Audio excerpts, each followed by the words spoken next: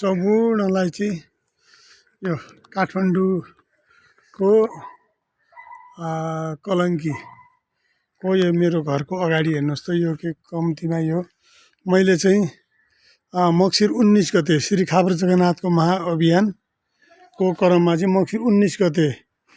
निस्किनुभन्दा एक हप्ता अगाडि यो घरको अगाडि मैले बारी लगाएको यो मुला हेर्नुहोस् त यो मुला हेर्नु है हेर्नुहोस् गाइस यो मुला यो चाहिँ लसुन हेर्नुहोस् त यो लसुन गऱ्यो भने के हुँदैन भन्ने कुराहरू उदाहरणको लागि यो चाहिँ धनिया हेर्नुहोस् अर्ग्यानिक धनिया यसपछि युरिया सुरिया केही प्रयोग भएको छैन यो चाहिँ केरा हो हेर्नुहोस् त यो केरा हो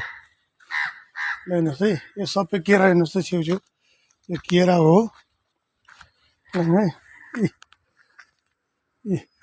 सानो छ खेत सानो छ बारी सानो छ जहान नगरी काम पुग्दैन खान साँझ र बिहान भने जस्तै मैले चाहिँ इन्डिया खाब्रो जगन्नाथको महाअभियान आर्थिक सङ्कलनको लागि काठमाडौँ छोड्नुभन्दा एक हप्ता अगाडि चाहिँ यो लगाएको हो हेर्नुहोस् त यो बारीमा मेरो घरको अगाडि यो मैले आफैले लगाएको यो अर्ग्यानिक यो एउटा एक कालो खालको रायो छ भनेपछि यो चाहिँ अलिक सेतो अलिक जात फरक छ यसको रायो हेर्नुहोस् त हेर्नुहोस् काठमाडौँमा पनि हामी यस्तो है हेर्नुहोस् है खेतीबारी नभएर पनि घरको अगाडि सानो बारीले पनि यो बकुल्ला तयारीमा छ हेर्नुहोस् एक हप्ता अगाडि चाहिँ मैले यो आफैले लगाएर गएको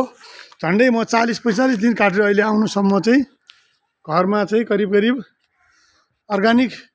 तरकारीहरू चाहिँ हरियो चाहिँ खानलाई टन्न भएछ हेर्नुहोस् यो चाहिँ मेरो बारी यो चाहिँ मेरो घरको अगाडि यो घर हो हेर्न सक्नुहुन्छ थोरै मैले चाहिँ अगाडि पनि यो घरको भित्र पनि मैले लगाएको छु